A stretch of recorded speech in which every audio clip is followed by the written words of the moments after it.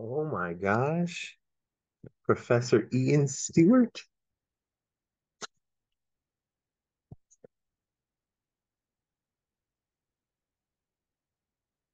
Oh, let's go internet. There he is. Hi, Professor Ian Stewart. How are you? I'm fine. How are you? I'm doing wonderful. Oh, it's a great pleasure to get a chance to meet you and spend some time with you and pick your brain a little bit. I Good. can you hear me just fine? Yeah, I can hear you fine. You hear me? Oh, I hear you perfectly. Yeah, this is Okay. great. Um, so I have been spending 4 or 5 days now just my spare time just like thumbing through as much as I can to learn about you and your contributions to mathematics. And you are possibly the single most industrious mathematician of all time. I mean, there's Possibly. Uh, Euler and Ramanujan. They did a lot of like oh, equations and patterns of those regards. But you, sir, I don't know how many books you've written and TV programs you've been on, and I came across something called your Christmas lectures, which I thought were really interesting. hmm. And it seems like you started kind of a like some sort of marriage between higher level thinking and mathematics and media, so to speak. So you produced your own app with the Christmas lectures. I see those, and then I look at some guys like Matt Parker. Are you familiar with his work? Yeah, yeah, I know, Matt. Yeah, he's doing stand up maths, Yeah. and Brady Heron does his number file YouTube channel, which is so I almost wonder if you were the spark for all of those guys.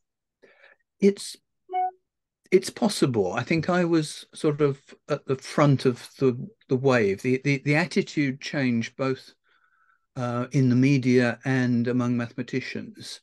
Um, Somewhere around of sort of 1980, 1990. I wouldn't like to put a finger on the precise date.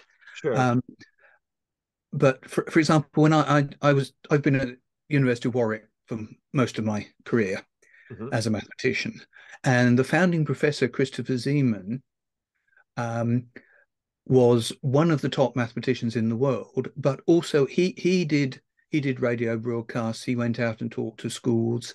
Um, he kind of started that, and in fact, quite a few of the things I did happened because he couldn't do them because he was too busy. Oh wow. So he got me to do them. Sure. Um, and But I was always interested in that kind of activity, particularly looking back. I can see even very early on um, various things I did when I was at school, at high school. We're pointing a little bit in that direction. Uh, Interesting. and the University of Warwick was very quick to realize that actually this was a useful thing for its academics to do. Right. A lot of universities at that time were saying, oh no, concentrate on your research and your teaching, don't waste your time with the newspapers and the radio and so on. Warwick's attitude was, no, by all means do newspapers and radio, but don't let it stop you doing the rest of your job. Yeah. Right. It's got to be extra. Right. Uh, I was fortunate that I can write quickly, um, and it comes fairly naturally to me. So particularly with a bit of practice, once the media finds someone that they can actually talk to and feel that the audience will understand what they're saying, then the word gets round. So once you've started doing this kind of thing, um, invitations to do it keep coming. Sure. I mean, I'm 77 now. I retired 13 years ago. Um, but I'm still doing most of the things I was doing before I retired. Yeah, retired. Talk to my wife. Right. You She are doesn't believe I ever retired. you might be you may be one of the greatest mathematicians, but you are awful at retiring. Yeah. So, but I kept all the bits of the job that I enjoyed, and so I'm still doing research. I'm still writing books. In fact, I have a long-standing research colleague, Marty Golubitsky, in the United States. He's in Columbus, Ohio. Oh wow. Yeah, at OSU, and he he and I have been working together since, well, for the last 40 years, and we have just published a an 850-page research text on all of the math we've been doing over that period. Well, over the last 20 years or so of that period. Oh wow. Oh Yeah. wow. So yeah, we've been working on it for 10 years. Sure. Well, yeah, Great fat thing. yeah. So is that Yeah. kind of is that like now, are you putting uh, are you synthesizing the work that you've been doing into Yes, one? that's exactly what we're doing. Okay. So the first draft of the book was basically collecting together various research papers by us and collaborators, stringing them together, and then looking at it and saying, well, that's not a book. Right. Right. That's just a collection of papers. So Uh, and then integrating it all into the same framework. I had a professor who when I was in junior college of all things, he told me or he was telling the class, it wasn't me specifically, but he said to take a needle and thread, and every class that you take, punch a hole in the middle of it. Whether it's an American prose or some sort of a prose class, an English course of some sort, or even calculus and all of these other classes that you're taking, engineering, physics, it doesn't matter what classes they are, poke a hole Mhm. in it, even if they seem unrelated. And then when you graduate, you should pull that thread thin and shove all those classes together. And you should have one clear idea through the whole thing. And at the time, I thought, you, sir, are bonkers. But now I'm finding, the more I contemplate this synthesizing, I'm finding some pretty interesting basic patterns. Have you, for yourself, through that idea of synthesizing your work, have you found like some fundamental patterns that you've been looking for? Yes, the book I'm talking about is on um, network dynamics. That is systems, dynamical systems. That means that the way they the way they change over time is given by some mathematical equation. Okay. Yeah, so things like motion of the planets or firing of electrical impulses in a nerve cell, or all of, there are lots of applications, but they all have the same underlying structure. There's a differential equation. There is a mathematical equation which tells you how they change over time. Now, Wow. the network side of it, you get a whole bunch of these guys and get them talking to each other, connected up in some way with some picture of how they're connected. So they don't all talk, they don't necessarily all connect to all of the others, but each of them receives some information from some of these and sends it out to other ones. And the question is, what does the geometry of that network, the topology, the way it is connected, how does that influence the dynamics? So there are patterns that appear because of the way the network is connected. Wow. That's Yeah, fantastic. and but it's taken us and a lot of other people. I mean, we could have made the book 10 times as big if we'd included everybody's work. Sure. But Sure. you start out sort of getting little examples and thinking, oh, why is it doing that? Right. That's interesting. I don't understand why, but I can see that it's doing it. And slowly the picture comes together in a kind of, um, I mean, there's still a lot we don't understand. There's still um, the big question, given a network, what can it do, is not understood. Right. But we have answers. If it's this kind of network, then it will do a certain kind of thing. If it's a ring of things that talk to each other one after the other, then you get certain kinds of dynamics. And there are nice applications. The one I like best, I think, is how animals move their legs when they're moving. Animal locomotion. Right. I saw Beautiful patterns. yeah, Yeah, I feel like that whenever I started looking in some of your work, especially like Christmas lectures and other things of that nature, that seemed to get you going kind of more than anything was the patterns of ones. And you said that like camels and giraffes, Yep, will lift one leg at a time, and it blows your mind that they just don't fall over. you've absolutely got it there. Yes, and but particularly with the giraffe, it Right. moves both legs on the same side at the same time. Yeah, the center of It's mass. like us standing on one leg, so to speak, and Right. then it goes on the other two. And you think, for an animal that tall, it's surprising that that is the way it moves. Correct. Yeah. Yeah, After you said that, I thought I got to get to a zoo. Like I have to see with my own eyes. I have to right. see. Actually, see if it's true. Do they Right. do they really do that? Not that I don't believe you, which you Right. seem No, no, no. quite But believable. you need to verify it for yourself. Right. Yeah. No, I So, mean we made a trip to Africa, to Botswana some years ago, and actually could see, and again later in Namibia, you watch the giraffes actually doing this live. I bet that was just Mm. incredible to see. Um, and the idea. So the leap for me that I find to be really fascinating is looking at something so basic that you can just observe with your eyes, like how does a pig walk, or how do Mhm. and then create rigorous mathematics to go along with it, to pair with that. The just that idea fascinates me on what leaps you're making. And I know that's it's 2 semesters worth of lecture to figure it out. And I just I commend you for doing that part of the work. I think is absolutely amazing. One of the important things I have found, and mathematicians understand this, and the rest of the world probably doesn't. We talk to each other. We sit round a table with a cup of coffee and say, "What are you working on?" And it may not be your field of Sure. research, but you find out what they're doing, and 10 minutes with an expert over a cup of coffee, and it's worth several weeks reading the paper, the Right. research paper. Yeah, you get the picture from them quickly. The animal stuff came about well by accident, basically. It was an accident waiting to happen. Really. I'd been working with Marty Golubitsky on the pure math of networks where things are coupled together in a ring. Okay. Yeah, and sort of maybe four at the corners of a square, and they all talk to each other. Okay. And there are some patterns that came up, and then I was reviewing a research book for New Scientist magazine, which is a magazine for the general public. And there was an article in it was about how engineers are taking inspiration from the natural world.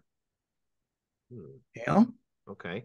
And there was a whole part to do with how robots with legs move and how this relates to how animals with legs move. Right. I was reading one of these papers and thought, those are the same patterns that Marty and I are getting in our rings. Wow. And I mentioned this in one sentence in the book review. Uh-huh. Um, and a couple of days later, I got an email from Jim Collins, who is an American. I guess he's a biophysicist, really, but he's currently doing a lot of work in genetics.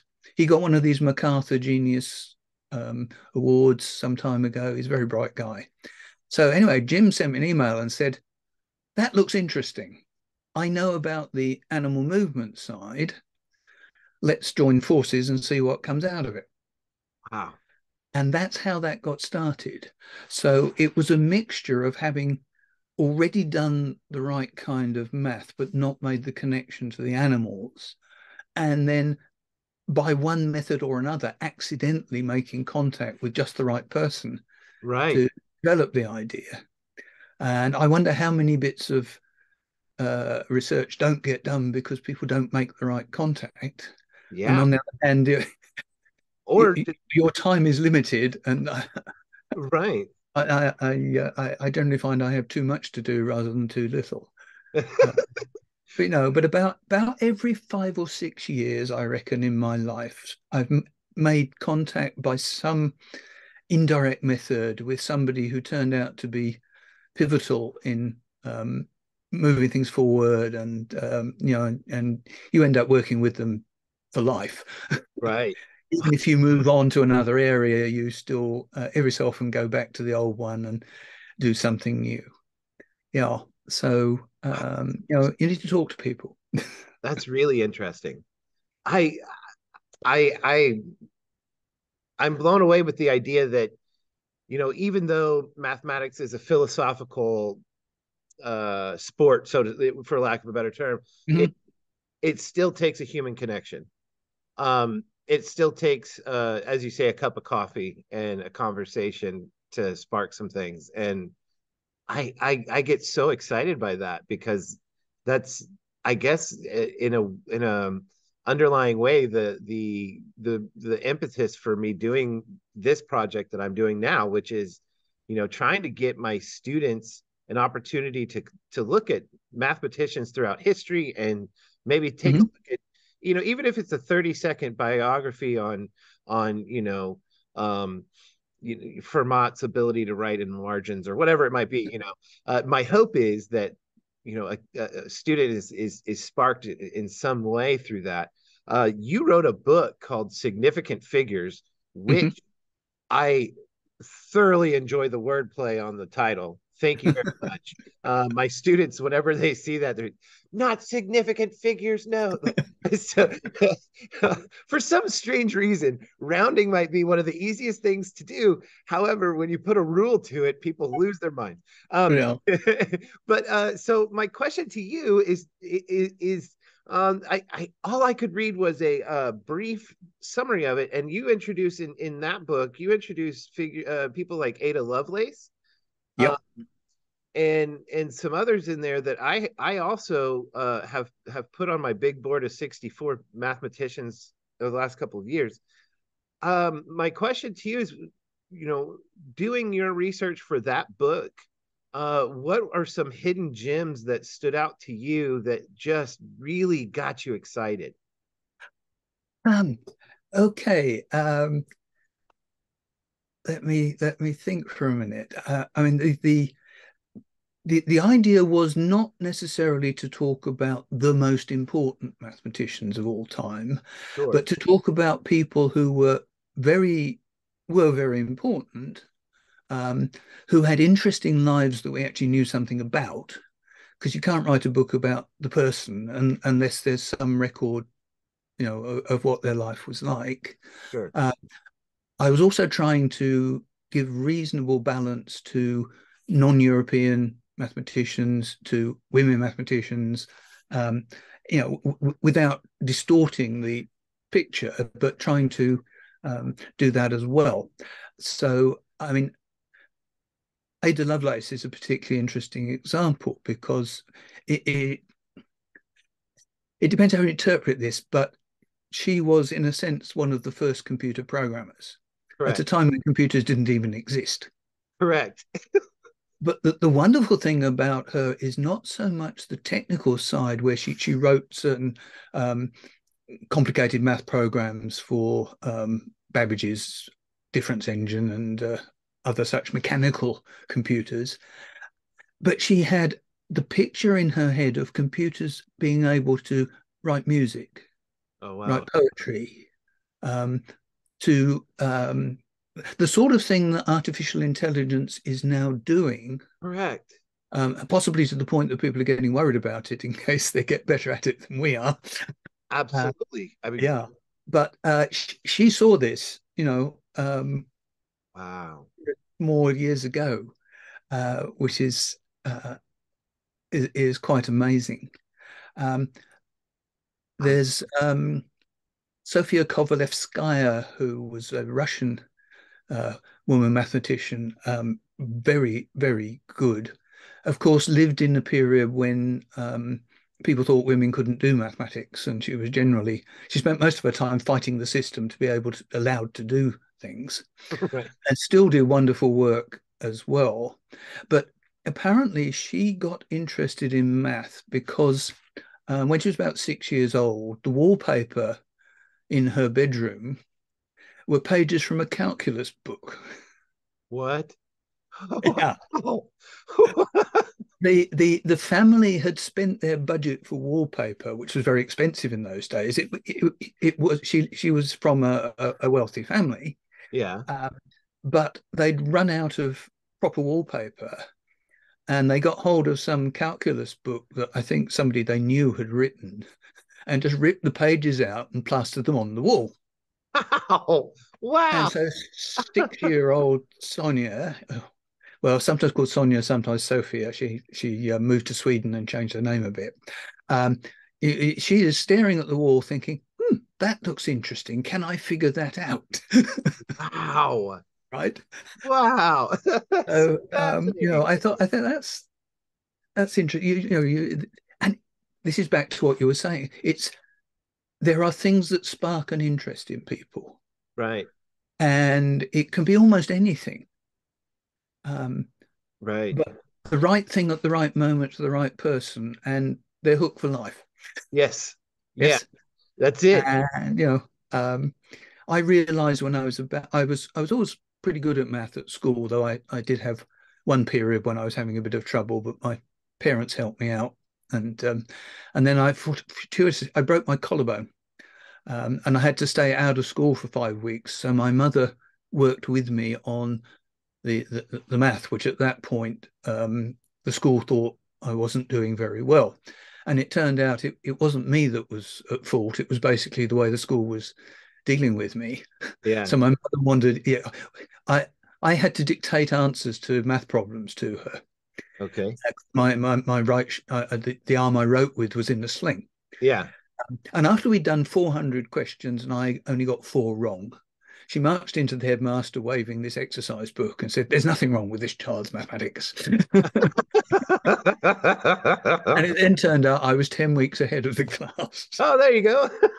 But, I was having some problems at one point, so it's not easy for everyone. Sure. But around about the age of 14 or 15 was when I started, looking back, is when I decided that probably mathematics was the direction I was going to go in. Wow. And that was mostly because of Martin Gardner's articles in Scientific American magazine. He's famous for Mathematical Games was the title. Okay. But he was a journalist, not a mathematician. He wrote a column every month. It was beautifully written. And because he wasn't a mathematician, he explained it very clearly because he had to understand it himself. Sure. And on the surface, it would be about some sort of interesting game, tic-tac-toe on a larger size board or whatever. And by the time you were half a page into the article, bits of quite significant mathematics were Yeah. slipping in. Yeah. And you digested this along with everything. And it was enormous fun. And the messages I got from his column were, firstly, math is fun, or at least it can be fun. You Right. can make it fun. Secondly, the other message I got was there's a huge amount going on that you never encounter in your school math lessons because Correct. they're sticking to a standard syllabus with a prescribed list of things they should be doing. And a lot of it is nuts and bolts of doing the sums. Correct. Martin Gardners of this world are saying, hey, there's all this other interesting stuff. You know, you're the second person that's referenced Martin Gardner, and I almost want to just take a semester of my students and just let's go look at some cool stuff, you know. Yeah, I mean, he collected all this stuff in a lot of very nice books. They're lovely books. But there's a mathematician called Ron Graham who some years ago said, talking about Martin Gardner, he said, now, Martin Gardner has turned thousands of children into mathematicians and thousands of mathematicians into children. Oh, that's a fantastic quote. Yeah, that's a lovely quote. Yeah, Yeah. Oh, I mean, absolutely. yeah. I mean, Ron Graham was an expert juggler as well as mathematician. So he was one of the ones who had uh, undergone both steps of that process. Sure. Yeah. So back to your work with the natural world and the way animals move. Mhm. I wonder if you've ever heard of Temple Grandin.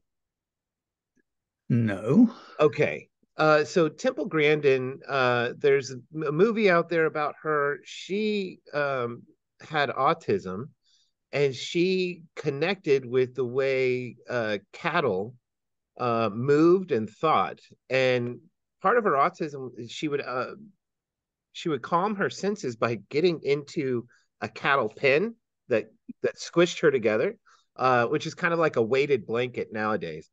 Hmm. And so she started working in large cattle pens, and noticed that they were all squares, right? Squares or rectangles.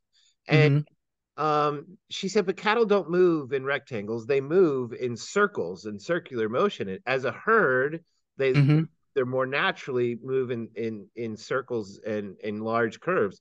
So she redesigned the way these cattle pens were created, and she absolutely revolutionized the cattle industry.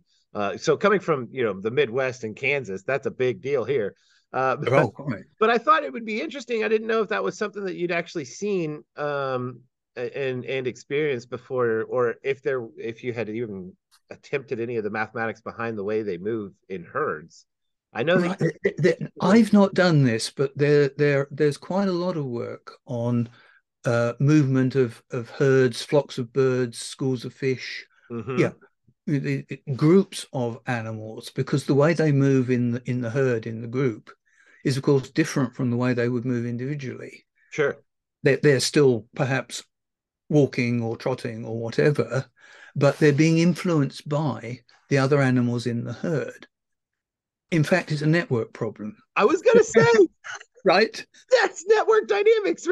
It's exactly the image. It is a network problem. So that comes Um, back. Oh I wow. think it's mostly, oddly enough, it's physicists and um, people who work in complex system mathematics, who are often slightly unorthodox mathematicians because it's a very new field, Right. um, who are interested in that kind of thing because of the network structure and because it's how the patterns that emerge in the herd are not something you can discern in the individuals that make up the herd. What the herd does as a whole kind of transcends what the individual animals would do.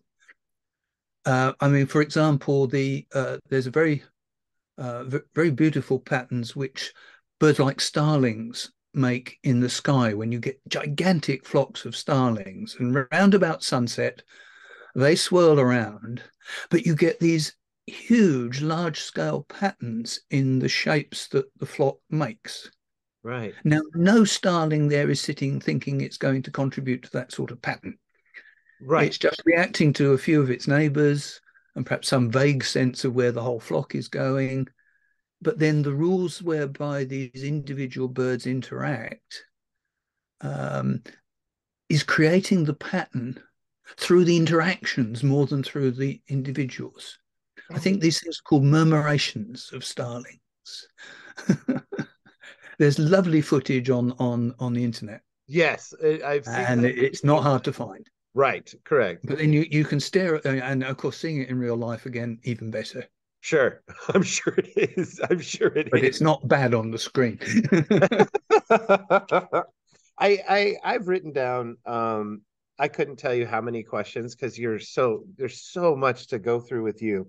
There's one thing that you talked about is that mathematicians are looking for patterns, and we think of patterns as symmetry. I was working on a pattern in my time at the University of Kansas. So freeze patterns. Yes. All right, so there's 7 groups of freeze patterns, Yep. and it's done linearly. And Yes. sitting in class when I was dealing with this, I thought, well, why don't we turn that into a circle? Why Mm-hmm. turn freeze patterns into 2 circles? And then I thought, well, we could call it polar freeze patterns, and that was the greatest bit of genius I've ever had in my life. Right. I love the I love the play on polar freeze. Oh, So I yeah, I picture the polar bear in the ice. Yeah. but I started looking at it, and I found that they show up a lot. They show up a Hmm. lot more often than I thought. And So I start going online and looking. I can't find anything about it. I can't find anything where somebody's done something with freeze patterns in circles. Have you ever come across that before? Not not done that way, and that's very interesting. Um, my colleague Marty Golubitsky, he wrote he wrote a paper with a friend of his about patterns on cylinders.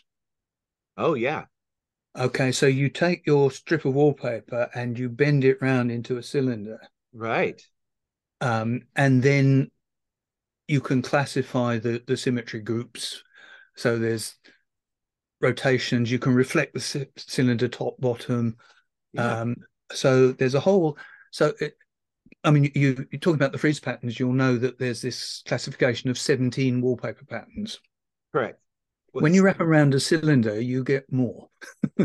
really Yeah, it? because the distinctions that don't matter with if you wrap a pattern around a cylinder, it matters whether it goes around one, whether there's one repetition, two repetitions, three repetitions, four, whatever. Correct. When it's just on a wallpaper pattern on an infinite wall, Right. then there's no difference between all of those. You can move it one, two, three, four places. On the cylinder, it actually matters.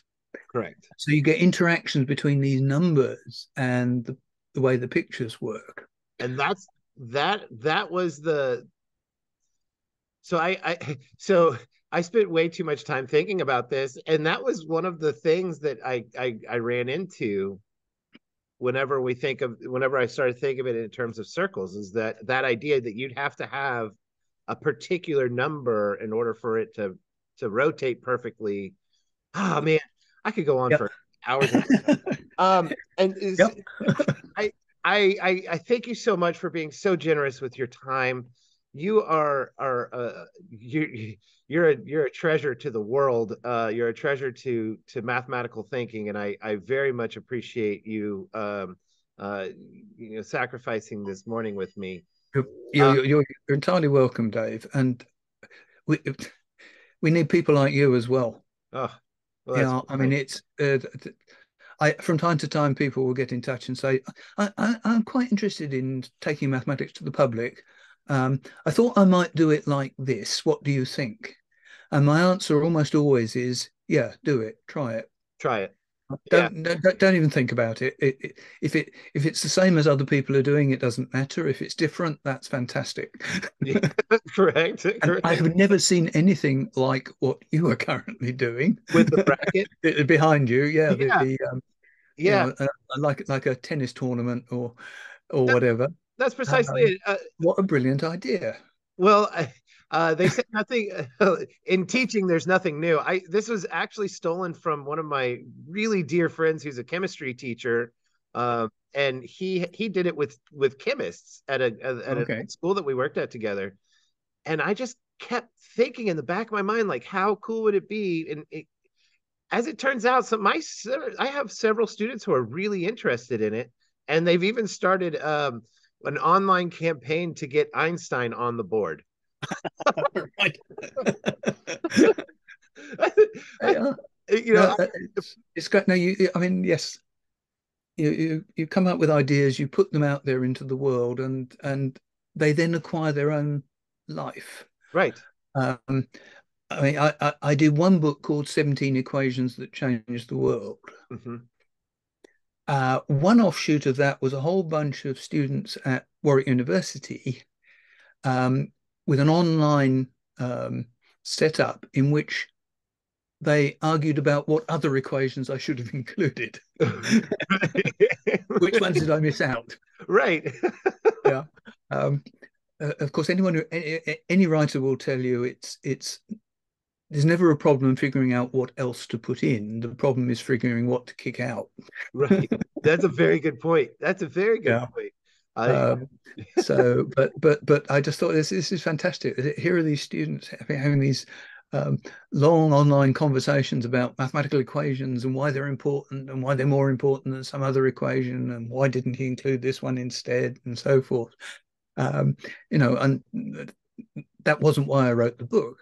Right. Uh, I wrote the book because I thought it would be an interesting thing to write about. And actually, I wrote that one because um, the my publisher was at a book fair and talking to a Dutch publisher who translates some of their books. And the Dutch publisher said, "Do you know any book about mathematical equations that kind of tackles them head on rather than being embarrassed to talk about them?" Interesting. Um, because they put people off. And Right. my publisher said, "I don't know of any book, but I know who to ask." So he asked me, and I said, "Well, I think there's a couple of books, but they're about the pure math equations. What you want is about the equations that are important in mathematics, but also are important in the outside world, like the wave equation or electromagnetism or relativity Right. or Pythagoras' theorem for that matter." Um, and before I knew what it was, knew it, we'd drawn up a contract, and I was writing a book about equations. So that's how it happened. But then it escaped, and various groups of people sort of took up the challenge and That's developed fantastic. it in their own right. Yeah. And that's great. This is proof you've got people interested because they're not just sitting there reading the book. They're actually doing something themselves that takes it further or takes an idea further. And that's very rewarding for anyone who writes. Discover someone's doing that. Right. Oh, that's fantastic. Thank you again. I really appreciate it. Just there's not enough. I can't say enough about you. I think you're amazing, and I plan on spending many years to come learning more and more and more about you and your work. So thank you so much for giving me some of your time. You're welcome to, and stay in touch. Absolutely. Yeah. I Yeah. very much will. And if you ever catch yourself in the Midwest, I would hope that you let me know so I can get you some barbecue. Sounds like a great invitation. Yes, please. Yeah. You're more than welcome. Yeah. Yes. We've never really managed the Midwest. Texas. We were in Texas for a year. That's where I was That born. was in Houston. Okay, Yeah, but there was plenty of barbecue in Houston. yeah, but it's not nearly as good as It's not the as the big same. city. No, it's not. It's It really totally different. Yeah. exactly. Yeah. Well, maybe one day I'll come up with a good excuse to have you here. Okay. All right. Thank you so Right. much, Nice talking to you. Professor Stewart. Have Okay. a great day. Thank you, sir. Yeah. Bye there.